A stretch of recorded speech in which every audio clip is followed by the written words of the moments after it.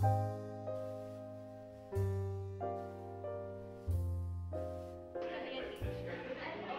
I did not choose to be a teacher. It so happened that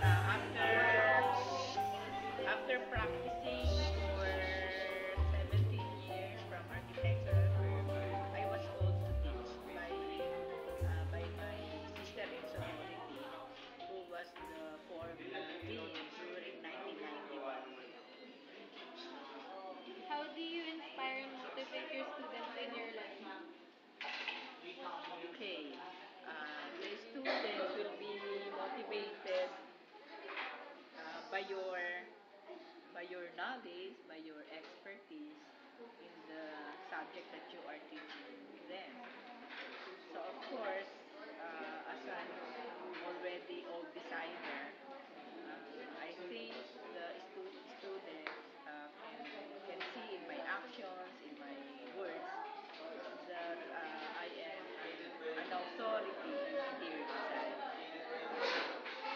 What do you do to prepare for a certain lesson or class? Of course, before I go to sleep, I read my supposedly lessons to be delivered the next day. And of course, for so many years, I have been teaching for 20 years. And regarding design, I do not really review because that is in my profession. But in history, you really have to read before the start of the class, the night before. Last question. When you meet an obstacle or problem in class, how do you resolve it? Oh, that is a tough question. How do I resolve it?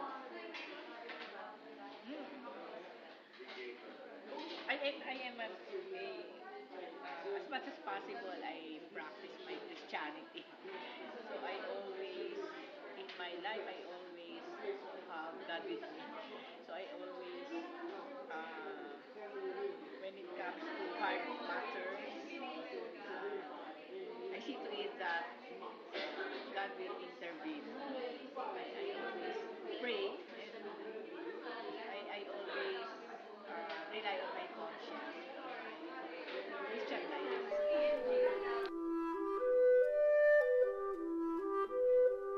Why did you choose to be a teacher or a guidance counselor? Ayan.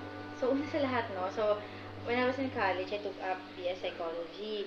Yung BS Psychology, ano siya, pre-med. So, yun. So, gusto kong maging doctor. Tapos, since ang mahal maging doctor, kailangan ko ng kumita ng pera. Yun, nag-try ako sa... Ay, nagkaroon kami ng, practicum. So, yung practicum namin, meron sa hospital, sa industrial, sa mga offices, tapos sa school. Tapos sa practicum, based sa practicum, na-realize ko na hindi ako pang... So, kasi hindi ako na mag-doctor. So, either industrial or mag-school ako. Tapos nag-ano na ako, nag-practicum. Na-realize ko na parang mas gusto kong sa school. Parang mas dynamic, mas ganyan. Compared sa industrial kasi, syempre ang mahalaga doon yung kumita ng pera. Kasi, although important yun, pero parang mas nakita ko yung sarili ko, mas fit ako sa school. So, yun. So, until now, ayun, okay naman. Until na nag-PhD na ako sa counseling. So, I think na-love ko na siya. Hindi ko na naisip na maging doctor. How do you inspire and motivate your students in your lesson? Ayun. So, depende. Iba kasi yung mga students. So, may mga students kasi na driven na talaga sila. So, parang ibang klaseng motivation. Basically naman, karamihan estudyante, pagpasok sa school, motivated naman talaga sila. Kasi alam naman nila na 4 years to, kailangan mag-aral, kailangan mag-work, gano'n. Siguro nagkakaroon lang ng, usually, no, nagkakaroon ng konting problema kapag sa kalagitnaan, yung burnout, yung pag ang dami nang ginagawa, no, overwhelmed na, gano'n. Sa gano'n naman, ang mahalaga lang, maalala nila kung bakit sila nandun, kung ba't nila ginagawa to, anong reason, ba't kailangan mag-drawing, ganyan. Kapag alam naman ng estudyante yun, kahit na napapagod siya, magkakaroon pa rin siya ng motivation to do it.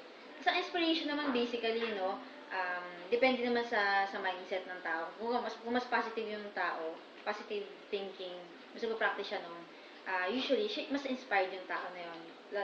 Tsaka yung may mga mataas yung aspiration sa buhay, gano'n. Yung may mga dreams talaga, they know what they want.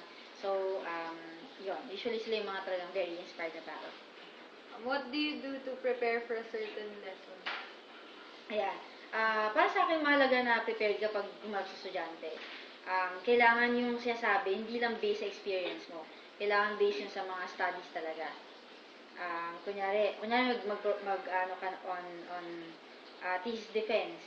O, di ba sasabihin mo doon, ito yung mga effective, ito yung pwedeng i-prepare. Kailangan yun, may basis ka. Kailangan may basis ng mga studies yun. Kailangan nag-research ka, nagbasa ka, nag-interview ka, gano'n. For me, yung mga preparation na I think lahat ng Pati mga estudyante, no, mahalaga yun kapag mag-report kayo. Saka makikita kasi ng mga students na makikinig sa'yo eh. Kung alam mo yung sinasabi mo, kung talaga alam mo yun, manaramdaman ng mga estudyante. Diba? Yung mga students mo ng UST, kaya nga kayo yung nandito kasi kayo yung mga pinakatatalino eh. Totoo naman eh. Ayan. Mayabang eh. Totoo naman eh. Wait, last question. When you meet an obstacle or problem in class, how do you resolve it? Like, kapag nasa class ka, Or siguro po sa mga students na po. sa mga students, sa mga estudyante naman, hindi naman sobrang problematic ang mga, I mean, may problem sa mga estudyante, pero yung kami mismo estudyante, so far, wala pa namang ganon. Oo, wala. Siguro, hindi ko lang kung may nagagalit sa akin, no? Pero parang so far, wala pa naman. Lalo sa CIFAD, very appreciative naman yung mga students eh. Like, gano'n, kanari, kumbaga, very sincere, madaling nga maka-appreciate. So far, wala pa naman. Pero siguro, kunyari, ni-refer niya yung as a class, may problem as a class. Sa experience ko, wala namang ibang better way, kundi yung dialogue, kunyari, between prof and the class. Walang ibang way talaga, kundi yung mag-usap. Kasi hanggat di mo naman narinig yung isa, parang di magkakaintindihan. Kunyari, kasi mo dun sa prof, walang kwenta, kung di mo rin marinig yung side niya. Saka sa mga estudyante, ingay, walang pakiramdam, kung di nyo rin marinig yung side nila as a person, gano'n. Kung walang pagkakaintindihan, wala eh, parang gano'n. Pero usually, pag nag-usap, naging okay.